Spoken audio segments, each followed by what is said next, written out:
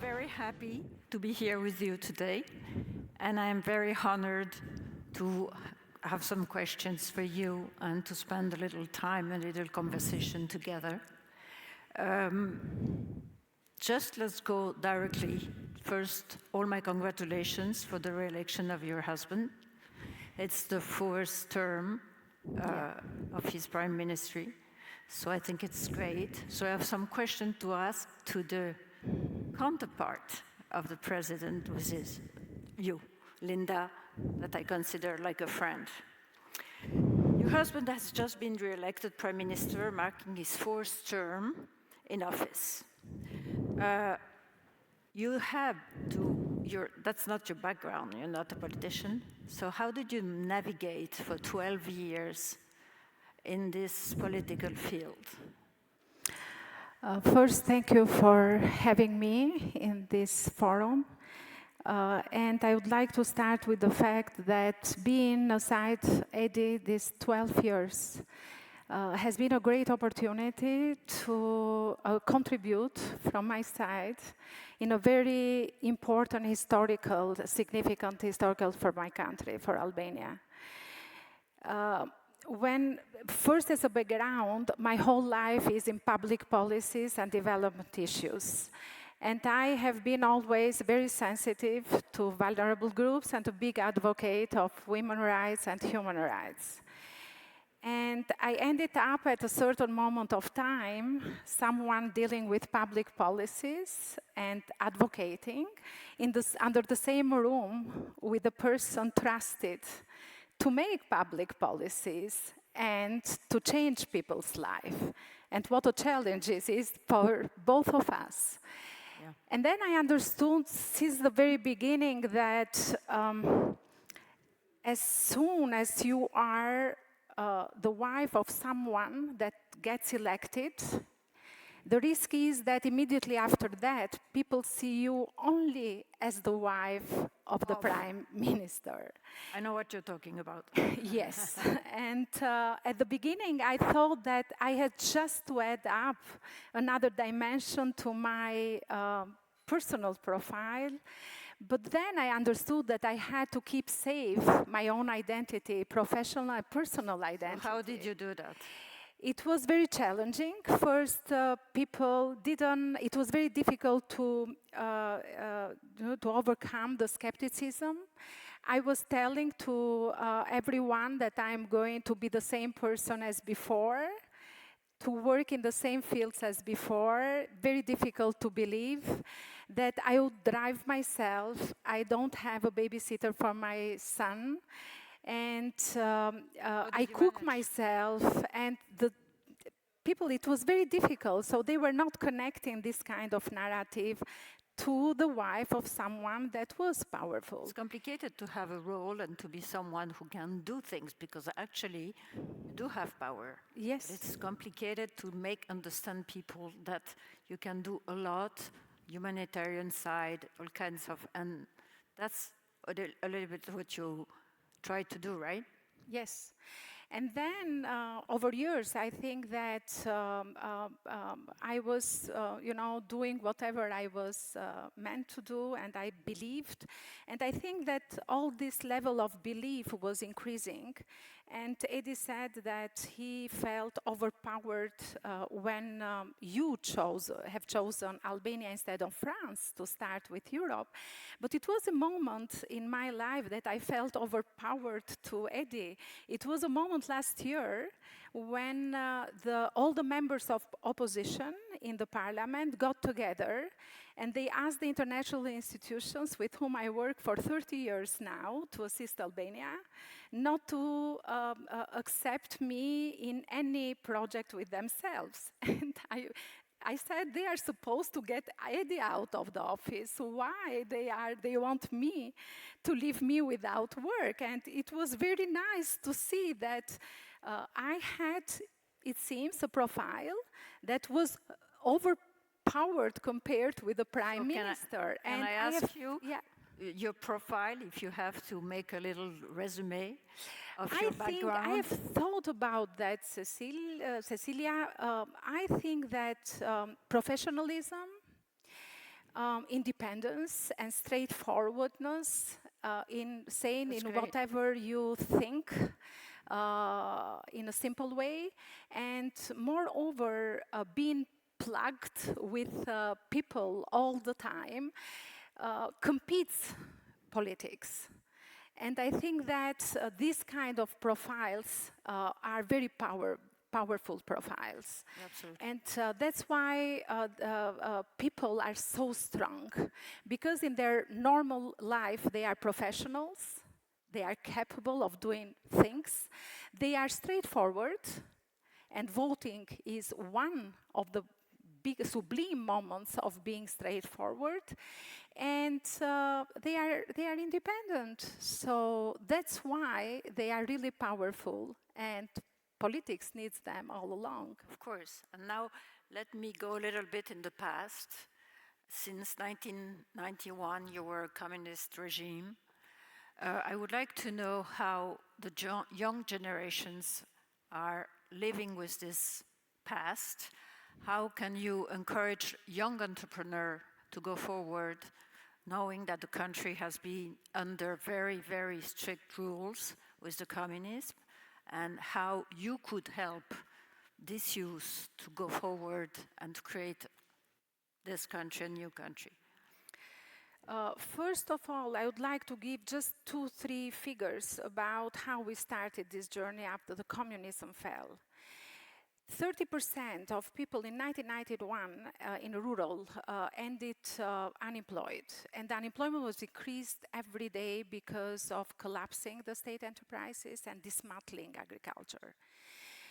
The fact was that in 1 year, one country that was completely isolated had 100,000 people flew the country to other countries as emigrants.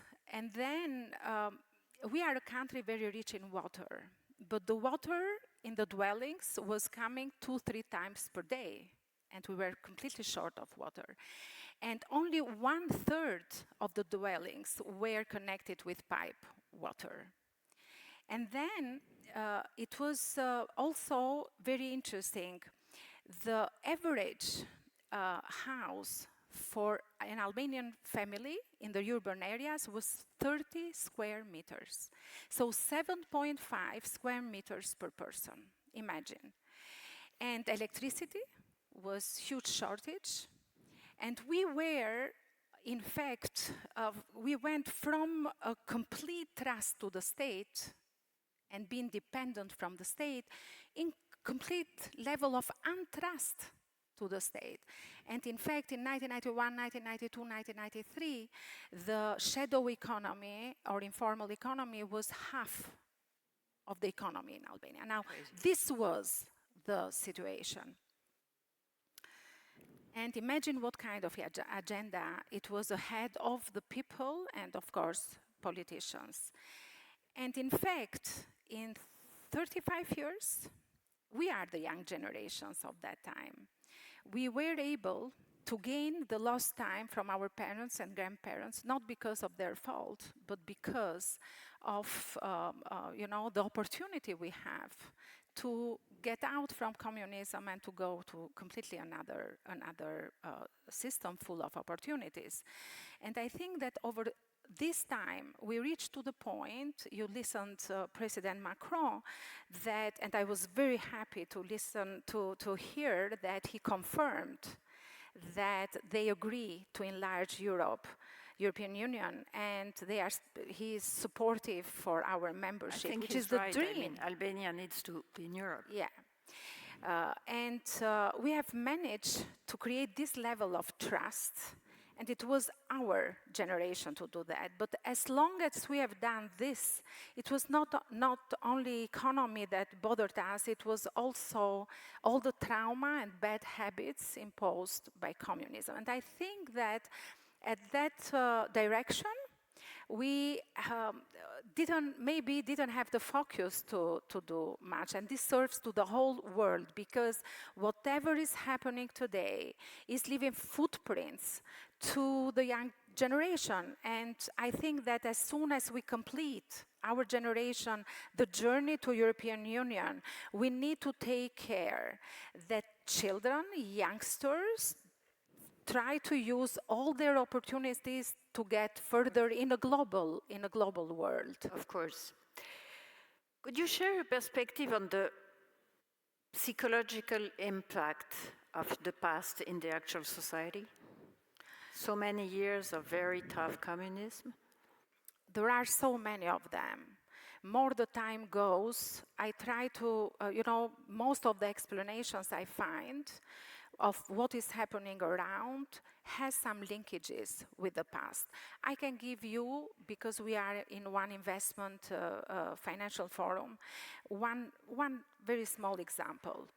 During communism, Albanian families and individuals were not allowed to take loans from the banks, for instance. And there is a fear to the generation of our parents transmitted to my generation of not getting to the bank and not getting loans, because loans are bad.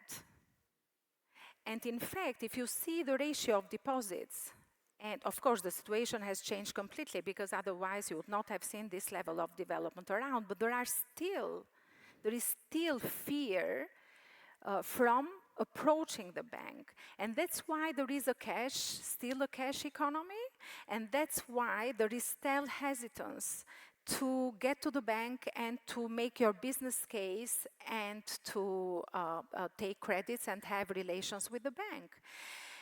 Why is that still there? Because we haven't worked enough with that, and we cannot leave to the young population. It's not that far, though. I mean, 1991 is not that far.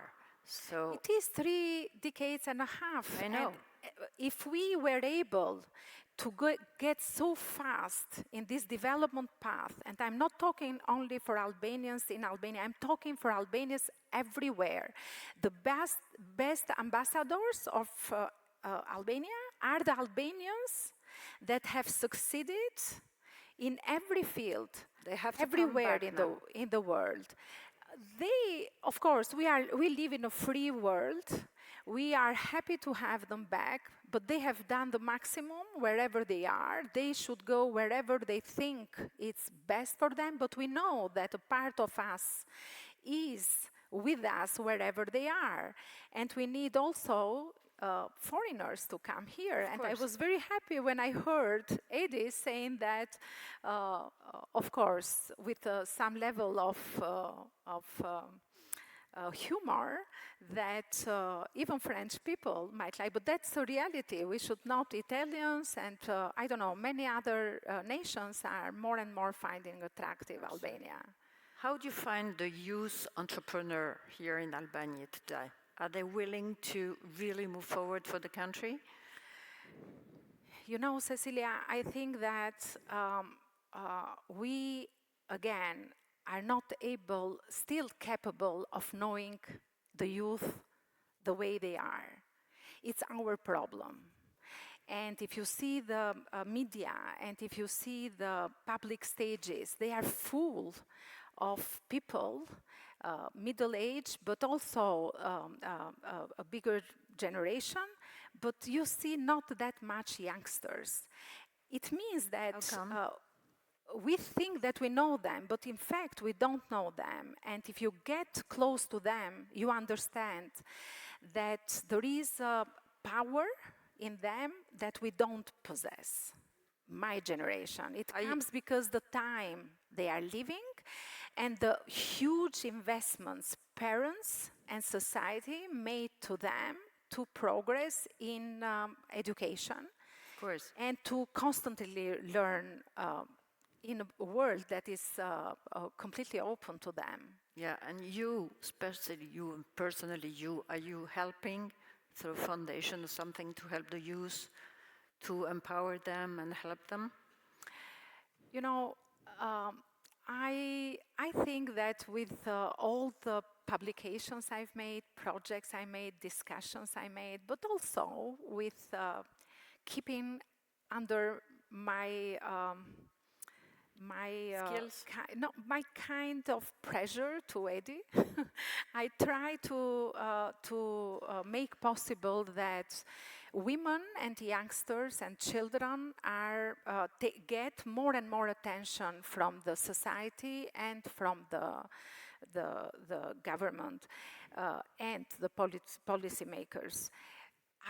I have to further explore. Eddie is in his 4th mandate now. Are you excited about it? I am excited very much and touched, deeply touched, because I felt that the dots are connected in between what our parents and we were, let's say, dreaming in 1991, 1992 to make Albania like old Europe. And that time, the first democratic government took an enormous support by people, and the dots are connected after so many years. The Albanian people, just because they still dream Albania in Europe, they trusted Eddie with a mandate that is very, very strong. And I think that it's a huge responsibility. I feel the burden in the shoulders to not to disappoint any of those that in fact gave this support, and to allow the youngsters to open a completely new path. It's our mission to complete this process as a generation, so that our children start another level of engagement. Yeah, and youth is really the foundation of a country. Education really is important, I think. And as I see we don't have that much time, I will end with a very light question. I'd love to ask you if there were 3 things you would like to say about Albania, about your country, and I mean, whatever, in a personal note, cultural, personal, or whatever you feel, what would it be? The first thing, I saw the video that was prepared, and I completely agree with that. The first thing I would mention is diversity, and in 3 levels: nature. You can find here Caribs, you can find Tuscany, you can find Alps of Switzerland, you can find in this small territory, you can find everything, the whole world. It's a beautiful country. And then cultural diversity, I just would like to mention that in this territory, there are more than 3,000 traditional costumes. That's and amazing. Many of them are unique in the world. And 3 religions that live in harmony and are a big heritage for us. The second thing I would say is dynamism. We are a very energetic and dynamic nation. Very true. And you can even the shocks cannot shock us. We might fall at the year of shock. It happened in 1997. It happened in 2000, a little bit 2008. It happened with the earthquake. It happened with pandemic. The next year we were vital and continuing with growth again. And the third thing, it's another D basically. I could say devotion. We are very devotional to our families, close families, very devotional to, I think, to the country, and very devotional to Europe and to the world. That's great. And this 3D makes us 3D. Yes, absolutely. Thank you so much, Linda. I was happy to have you. It has been an honor to be you. Thank you.